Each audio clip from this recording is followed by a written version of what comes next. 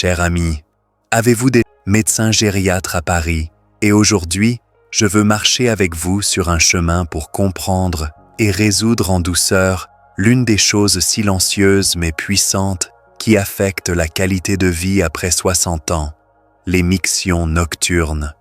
Certaines personnes croient que c'est juste une partie du processus de vieillissement, mais la science a démontré que plus de 78% des seniors en France suivent inconsciemment 5 petites habitudes spécifiques qui font travailler les reins au mauvais moment, perturbant le sommeil le plus précieux de la nuit. La merveilleuse nouvelle, vous n'avez pas besoin de médicaments pour corriger ces habitudes. Avec juste quelques changements simples, faits de la bonne manière, au bon moment, vous pouvez profiter d'un sommeil paisible et profond toute la nuit. Si c'est votre première visite sur notre chaîne, je vous souhaite vraiment la bienvenue chaleureuse. C'est un endroit pour tous ceux qui valorisent la santé, qui veulent mieux comprendre leur corps et qui souhaitent vivre avec joie, santé et liberté, même après avoir franchi l'âge de 60 ans. Avant de commencer, j'aimerais vous poser une question petite mais très significative. De quelle ville de France regardez-vous cette vidéo? Tapez le nom de votre lieu dans les commentaires ci-dessous pour que je sache qui m'accompagne sur ce chemin et d'où vous venez. Et si vous trouvez les conseils à venir vraiment utiles, cliquez sur le bouton s'abonner et la petite cloche à côté pour que chaque semaine nous puissions nous retrouver et continuer à partager une sagesse simple pour la santé des seniors. Maintenant, commençons ce voyage ensemble, parce que dans quelques jours seulement, vous pourriez vous réveiller en vous sentant plus reposé que vous ne l'auriez jamais cru possible. Il y a une croyance que beaucoup d'aînés en France portent silencieusement avec eux dans leur cœur. Se réveiller plusieurs fois la nuit pour uriner fait simplement partie du vieillissement naturel. Mais permettez-moi de vous dire la vérité, qu'en médecine, cela s'appelle la nicturie. Et ce n'est absolument pas une partie naturelle du vieillissement. C'est un signe clair que quelque chose dans vos habitudes quotidiennes peut être déséquilibré.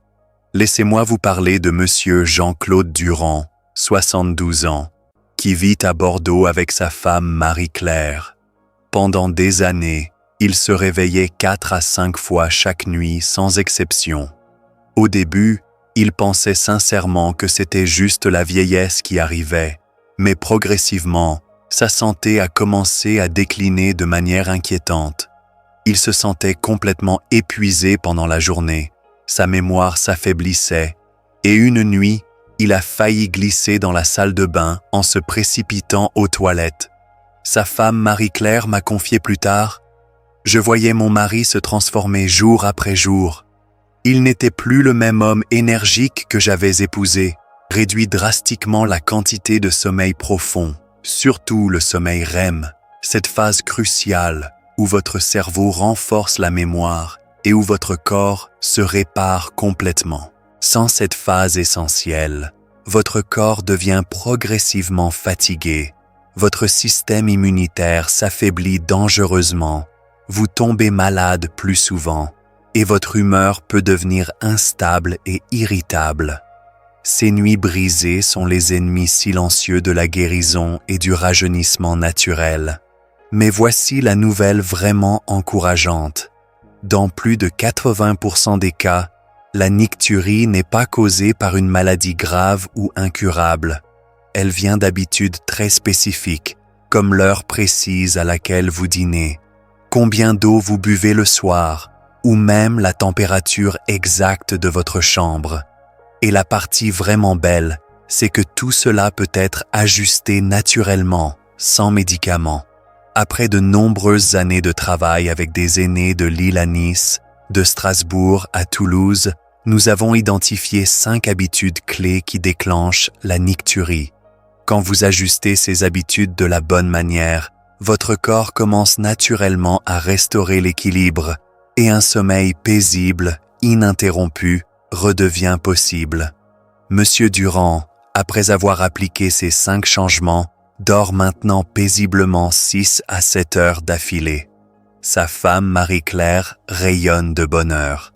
Mon mari a retrouvé sa vitalité. Il se réveille avec un sourire, comme dans nos jeunes années. Dans les sections suivantes, je partagerai chacune de ces habitudes en détail complet et comment les changer doucement, naturellement et d'une manière qui s'adapte parfaitement à votre vie quotidienne. Restez avec moi, car votre transformation commence maintenant. Beaucoup de gens supposent simplement qu'éviter l'eau juste avant le coucher suffit amplement. Mais la réalité est beaucoup plus nuancée et complexe.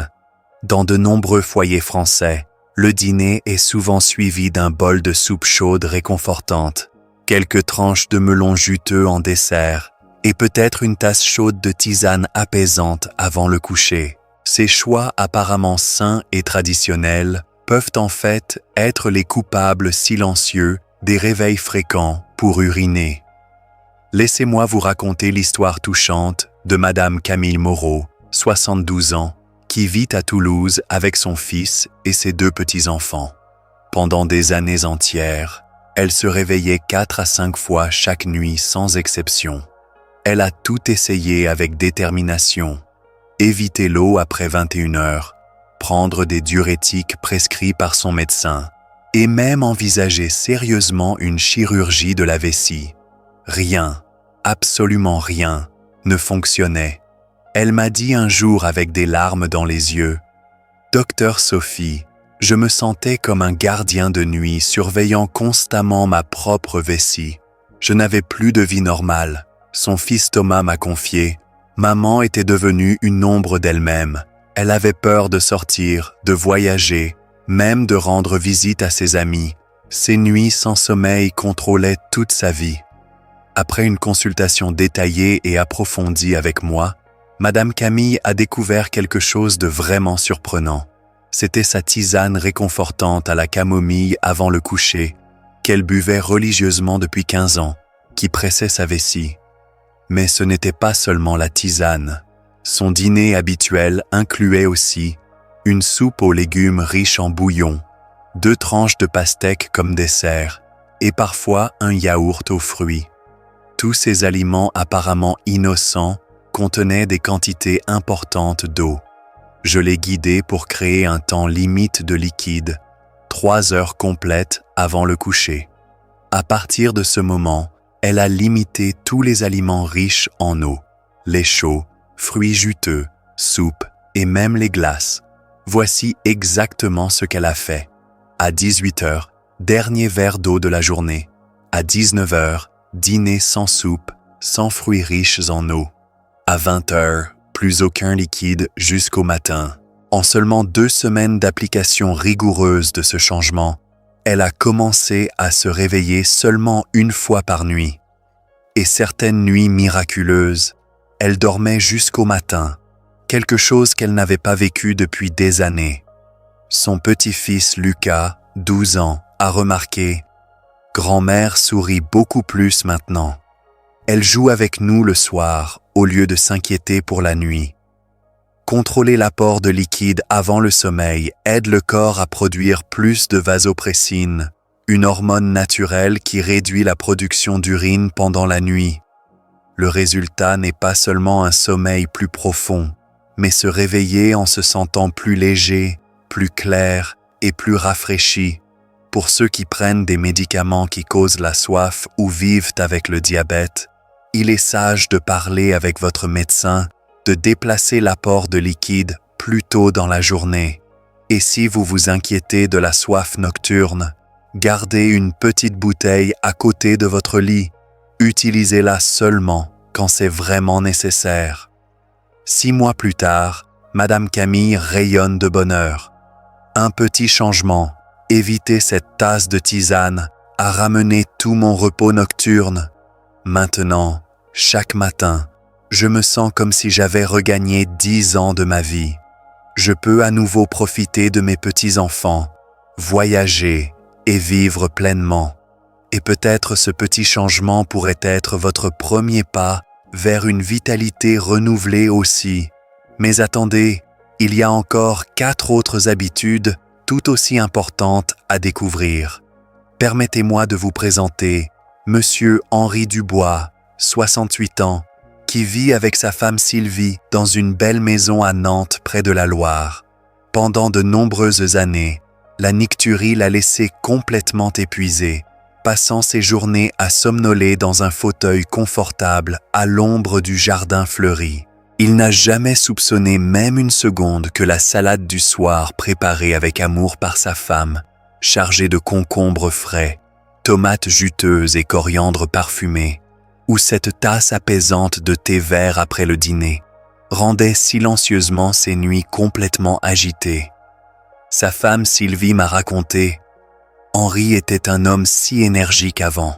Il jardiniait, bricolait, nous sortions ensemble. Mais ces dernières années, il était devenu comme un fantôme de lui-même. Vous voyez, beaucoup d'aliments que nous considérons parfaitement sains, comme la pastèque, les asperges, le céleri, le café, le chocolat et le thé vert, sont en fait des diurétiques naturels très puissants. Quand ils sont consommés après 16 heures, ils poussent doucement mais sûrement les reins et la vessie en suractivité pendant toute la nuit. Henri avait l'habitude depuis des décennies de dîner vers 20h30, partageant souvent une conversation légère et agréable avec sa femme. Leur repas typique incluait 20h30, salade verte avec concombre et tomates, 21h, plat principal accompagné d'un verre de vin, 21h30, dessert, souvent un fruit juteux, 22h, une tasse de thé vert, pour la digestion, comme disait Henri. 22h30, couché. Chaque nuit sans exception, il se réveillait à 1 heure précise, puis à 3h30, et encore à 5h30. Je pensais que c'était normal pour quelqu'un de mon âge, disait-il avec résignation. Mais je me sentais toujours comme un fantôme pendant la journée, dérivant, terne, pas complètement là. Sa fille Marie, qui leur rendait visite chaque dimanche, était inquiète. Papa ne participait plus aux conversations familiales. Il s'endormait même pendant les repas. Nous avions peur qu'il développe une dépression. Sur mes conseils, Henri a fait 2 changements fondamentaux. Il a décalé son dîner à 18h précises. Il a complètement évité les aliments et boissons diurétiques après 16 heures. Son nouveau programme, 16 heures, dernière consommation d'aliments diurétiques. 18 heures, dîner léger sans concombre, sans tomates, sans thé. 19 heures, dernière boisson de la journée. 22 heures, coucher, l'estomac reposé. Les résultats ont été spectaculaires. Seulement 10 jours plus tard, il se réveillait seulement 1 fois pendant la nuit. En 3 semaines, il pouvait dormir sans interruption pendant 6 heures d'affilée. Aligner l'heure du dîner avec le rythme circadien naturel du corps a donné à son système assez de temps pour digérer et se reposer avant le sommeil. Cela a réduit la pression sur sa vessie, amélioré la digestion et même aidé à soulager le reflux acide dont il souffrait. L'absorption des nutriments s'est aussi considérablement améliorée. Beaucoup comme Henri ont rapporté se réveiller en se sentant plus frais, plus léger et avec un esprit beaucoup plus clair. Je pensais que je devais vivre avec pour toujours, a partagé Henri avec un sourire radieux. Mais déplacer le dîner plus tôt et éviter cette tasse de thé a tout changé. Ma femme a même plaisanté que j'avais l'air assez énergique pour assister aux cours de yoga du matin avec elle. Sa femme Sylvie rayonne. Mon Henri est revenu.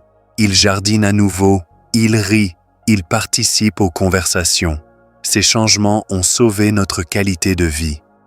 Les diurétiques naturels à éviter après 16 heures incluent la pastèque, le concombre, les tomates, le céleri, les asperges, le thé vert, le café, le chocolat, l'alcool et les épinards. Parfois, il ne faut qu'un simple changement pour redécouvrir la joie d'une nuit complète de repos. Et peut-être, cela pourrait être votre prochaine étape aussi. Mais nous n'avons que commencé. Il reste encore 3 habitudes cruciales à découvrir. Dans de nombreux foyers français, surtout parmi les aînés, L'habitude d'aller aux toilettes juste avant le coucher est vue comme une tradition sage et prudente, transmise fidèlement à travers les générations. Cela semble être la chose la plus sensée à faire. Vider sa vessie au cas où, pour assurer un sommeil complètement ininterrompu. Mais, et si ce rituel bien intentionné entraînait silencieusement votre corps dans un cycle vraiment agité? Permettez-moi de vous raconter l'histoire bouleversante de Madame Sylvie Jobert, une veuve de 74 ans, qui vit à Lyon avec sa petite fille Amélie, étudiante en médecine. Chaque nuit depuis 15 ans, elle terminait sa journée avec un rituel très précis.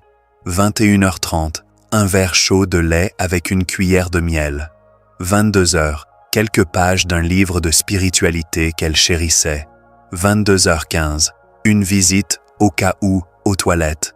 22h30, coucher. Je ne ressentais pas vraiment l'envie, admit-elle avec honnêteté, mais je pensais sincèrement que cela m'aiderait à mieux dormir. Ma mère me l'avait toujours dit, et sa mère avant elle. Et pourtant, malgré cette précaution, elle se réveillait au moins 3 fois chaque nuit, parfois 4 ou même 5 fois. Sa petite fille Amélie était très inquiète. Grand-mère était épuisée constamment. Elle avait des cernes profonds sous les yeux, et parfois elle oubliait des choses simples. J'avais peur qu'elle développe une démence. Après consultation avec le docteur Samuel Dubois, un neurologue respecté et expérimenté à Lyon, elle fut complètement surprise d'apprendre que sa routine nocturne pourrait faire partie du problème principal. Le docteur Dubois lui expliqua avec patience « Madame Jobert, la vessie est faite de muscles intelligents qui apprennent des habitudes. C'est comme entraîner un chien ou apprendre à conduire. Quand vous videz fréquemment votre vessie, même quand elle n'est pas pleine, elle commence à envoyer des signaux d'urgence, même avec un petit volume, juste 100 à 150 mm au lieu des 300 à 500 mm habituels. Le résultat, des réveils fréquents pour à peine quelques gouttes. Avec le soutien bienveillant du docteur Dubois, Madame Sylvie a commencé à rééduquer sa vessie. Elle a adopté ce qu'il appelait le principe de la vraie envie. Ne visiter les toilettes que quand il y a un vrai besoin physique. Au lieu d'attendre anxieusement que l'envie arrive, elle lisait quelques pages de plus, méditait légèrement ou écoutait de la musique douce pendant 15 à 20 minutes. Semaine 1. Elle résistait à l'envie de visiter les toilettes au cas où et attendait un vrai signal. Semaine 2. Sa vessie commençait à réapprendre les vrais signaux. Semaine 3. Les réveils nocturnes diminuaient progressivement. Semaine 4. Transformation complète. Lentement mais sûrement, sa vessie a réappris à attendre d'être vraiment pleine avant de signaler. En quelques semaines, elle dormait sans interruption pendant 5 à 6 heures, quelque chose qu'elle n'avait pas vécu depuis des années. En souriant avec des larmes de joie, elle a partagé « Je n'ai jamais réalisé que je créais mon propre problème. Maintenant, je fais plus confiance à mon corps. Je me réveille chaque matin en me sentant énergique, comme dans mes jeunes années. » Sa petite fille Amélie était émerveillée. Grand-mère a retrouvé sa vivacité. Elle participe à nouveau aux activités familiales. Elle rit, elle raconte des histoires. C'est un miracle. Si vous prenez des diurétiques ou avez une condition médicale, bien sûr, parlez à votre médecin avant de changer d'habitude. Et pour ceux avec une mobilité limitée, garder une petite bouteille à côté du lit, c'est parfaitement bien. Juste ne l'utilisez pas par simple habitude. Faites confiance que votre corps sait exactement quand il a vraiment besoin d'y aller. Monsieur André de Strasbourg. J'ai arrêté mes visites au cas où et maintenant je dors comme un bébé. Madame Claire de Marseille. Qui aurait cru qu'une si petite habitude pouvait causer tant de problèmes? Parfois, lâcher prise d'une petite habitude ancrée depuis longtemps peut restaurer une nuit entière de sommeil, comme cela l'a fait pour Madame Sylvie. Mais nous approchons de la fin, il reste encore 2 habitudes absolument cruciales à découvrir. Quand nous parlons de nicturie, la plupart des gens ne pensent pas immédiatement à comment ils dorment ou quel type d'oreiller ils utilisent chaque nuit. Mais dans de nombreux foyers français, surtout parmi les aînés, la posture de sommeil et les choix d'oreiller sont souvent guidés par l'habitude plutôt que par la santé. Permettez-moi de vous présenter Monsieur François Menard, un professeur de mathématiques retraité de 71 ans qui vit à Strasbourg avec sa femme Brigitte. Pendant plus de 30 ans, il avait l'habitude absolue de dormir sur le ventre. Il croyait fermement que cela aidait à garder son rythme cardiaque calme et régulier. « Mon père dormait comme ça », expliquait-il, « et mon grand-père aussi. C'était notre tradition familiale. » Mais après des années de lutte acharnée contre une nicturie vraiment sévère, il a finalement consulté un spécialiste du sommeil renommé à Strasbourg. Sa femme Brigitte était désespérée. François se levait 6 à 7 fois par nuit. J'étais épuisé aussi parce que chaque fois qu'il se levait, je me réveillais. Nous étions tous les deux des zombies pendant la journée. Le premier aperçu vraiment surprenant qu'il a reçu était: sa posture de sommeil pressait silencieusement sa vessie toute la nuit. Le spécialiste lui expliqua: « Monsieur Menard, dormir sur le ventre ou dans toute position qui comprime l'abdomen peut directement stresser la vessie. Cette pression constante peut créer un faux signal, incitant le corps à se réveiller, même quand la vessie n'est pas réellement pleine.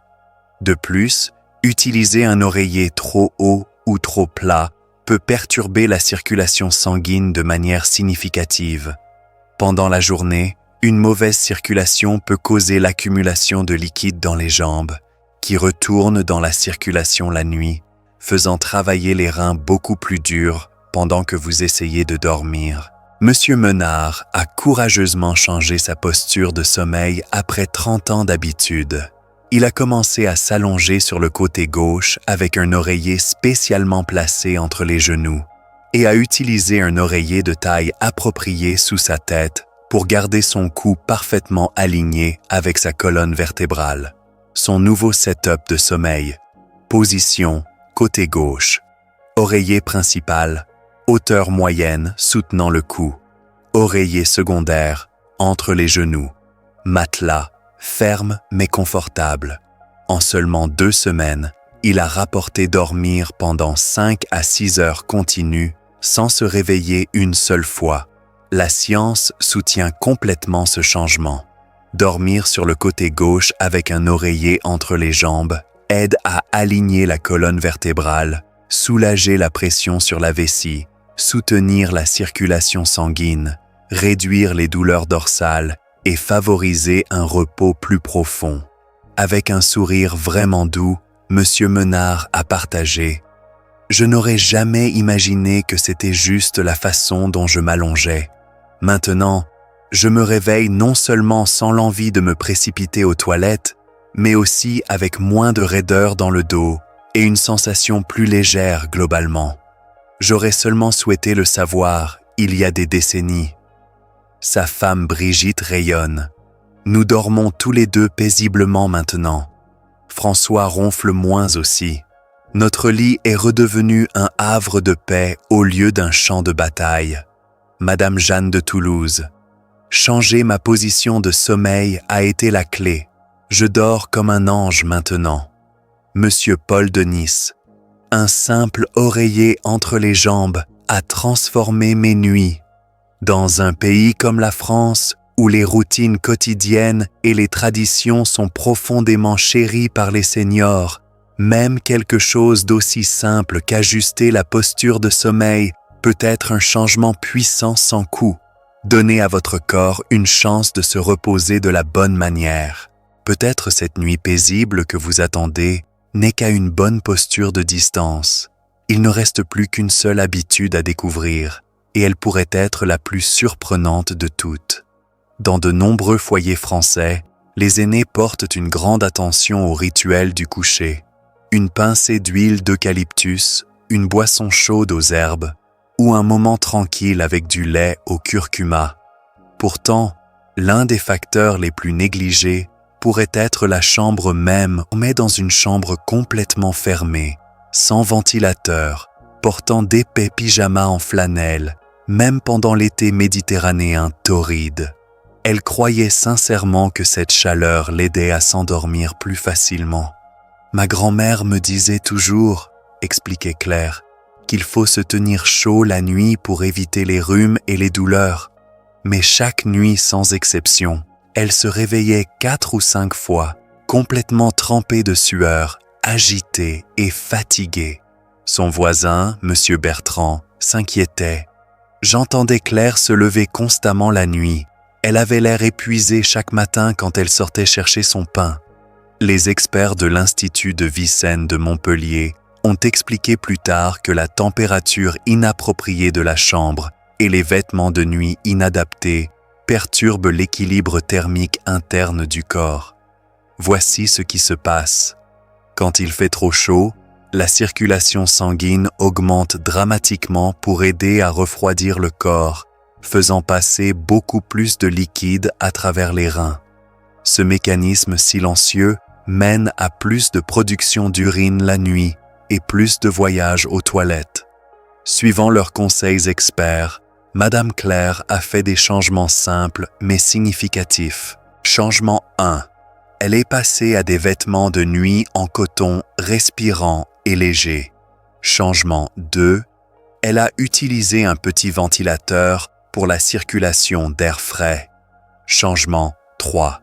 Elle a ouvert légèrement sa fenêtre pour laisser entrer la brise nocturne méditerranéenne. Changement 4. Elle a ajusté la température de sa chambre à 19 degrés. En seulement une semaine, ses réveils nocturnes ont diminué de moitié. À la 3e semaine, elle a partagé avec émerveillement. J'ai toujours blâmé l'âge, mais il s'avère que c'était juste mes pyjamas et la chaleur. Qui aurait pu imaginer une chose si simple? Beaucoup d'aînés français ont l'habitude de se couvrir la nuit pour la chaleur, mais les études suggèrent qu'une isolation excessive peut interrompre le sommeil réparateur. La température idéale pour un repos profond est autour de 18 à 20 degrés C, et les tissus amples et aérés, comme le coton ou le lin, aident le corps à réguler la chaleur sans transpirer. Pour ceux qui ont tendance à avoir froid, superposer 2 ou 3 vêtements légers et utiliser une couverture respirante est mieux que de piéger la chaleur sous des vêtements lourds. La surchauffe non seulement cause la transpiration, mais peut aussi perturber les rythmes hormonaux essentiels pour un sommeil profond. Madame Claire a rayonné en disant « Qui aurait pensé que le tissu que je portais et l'air dans ma chambre me laisseraient dormir comme un enfant à nouveau ? Ces jours-ci, je me réveille en me sentant plus fraîche, mon corps se sent plus léger et mon humeur s'est élevée aussi. » Monsieur Georges de Lyon. J'ai changé mes pyjamas épais pour du coton léger et maintenant, je dors 6 heures d'affilée. Madame Suzanne de Bordeaux. Ouvrir la fenêtre la nuit a été ma solution miracle. Parfois, les plus petits changements dans notre environnement peuvent apporter le plus grand confort. Une chambre plus fraîche et un tissu plus doux pourrait être la nuit paisible que vous cherchez depuis longtemps. Puis-je vous demander quelque chose de très personnel, cher aîné? Qu'est-ce qui vous réveille 2 ou 3 fois chaque nuit depuis toutes ces années? Vous avez peut-être pensé que c'était juste l'âge qui vous rattrapait, une vessie plus faible peut-être, ou simplement la fatalité du vieillissement. Mais maintenant, nous savons beaucoup mieux. Avec juste 5 changements d'habitude, simples mais puissants, vos nuits peuvent redevenir paisibles et réparatrices. De placer l'oreiller dans la bonne position, à prendre un dîner plus léger, ou même siroter un verre d'eau au bon moment. Ces détails peuvent sembler petits, insignifiants, mais en vérité, ce sont des clés dorées vers votre liberté nocturne. Habitude 1. Arrêtez les liquides 3 heures avant le coucher. Habitude 2. Dîner plus tôt et évitez les diurétiques après 16 heures. Habitude 3. Éliminez les visites au cas où, au toilettes. Habitude 4. Adopter la bonne posture de sommeil. Habitude 5. Optimiser la température et les vêtements de nuit. Pourquoi compliquer le corps avec des solutions dures et coûteuses quand des changements naturels peuvent apporter soulagement et guérison? Dans les foyers à travers Paris, Lyon et même dans des villes plus petites comme Valence, beaucoup d'aînés ont commencé à changer ces habitudes ancrées depuis longtemps. Et ils sont surpris de découvrir qu'ils ne se réveillent plus avec la même urgence d'uriner. Leur sommeil s'étend à travers la nuit. Ils se lèvent en se sentant plus légers, plus rafraîchis et prêts à accueillir le matin avec énergie et un sourire doux. Madame Françoise de Dijon. J'ai appliqué les 5 changements et maintenant je dors comme dans ma jeunesse. Monsieur Robert de Rennes. Ces conseils ont sauvé ma santé et mon mariage. Ma femme et moi dormons paisiblement maintenant. Madame Michel de Perpignan. Je pensais que c'était impossible à mon âge, mais ces changements simples ont tout transformé. Si vous êtes encore avec moi maintenant, en écoutant ces lignes finales, cela signifie que vous vous souciez vraiment de votre santé, votre paix et votre joie quotidienne. Alors je vous invite chaleureusement, partagez avec nous dans les commentaires ci-dessous quelle partie de cette vidéo vous a le plus parlé au cœur. Ou si cela semble trop personnel, tapez simplement le mot « espoir » pour que nous sachions que vous gardez encore la possibilité de jours meilleurs. N'oubliez pas de vous abonner à cette chaîne, activez la cloche de notification et partagez cette vidéo avec un ami ou un être cher qui pourrait silencieusement chercher une nuit reposante. Vous avez passé votre vie à prendre soin de votre famille, de vos enfants, de vos petits-enfants. Maintenant, prenons soin de vous. Rappelez-vous que chaque nuit est une nouvelle opportunité de guérison. Votre corps a une capacité extraordinaire de récupération, même à 60, 70 ou 80 ans. Ces 5 habitudes ne sont pas seulement des conseils, ce sont des outils de transformation qui peuvent vous redonner la joie de vivre. Cette nuit, quand vous vous coucherez, souvenez-vous que vous avez maintenant les clés pour une nuit paisible. Commencez par 1 ou 2 changements, puis ajoutez progressivement les autres. Soyez patient avec vous-même. Prochaine vidéo où nous explorerons d'autres secrets pour une vie saine et joyeuse après 60 ans. Prenez soin de vous, cher ami. Vous le méritez tellement. À bientôt et dormez bien.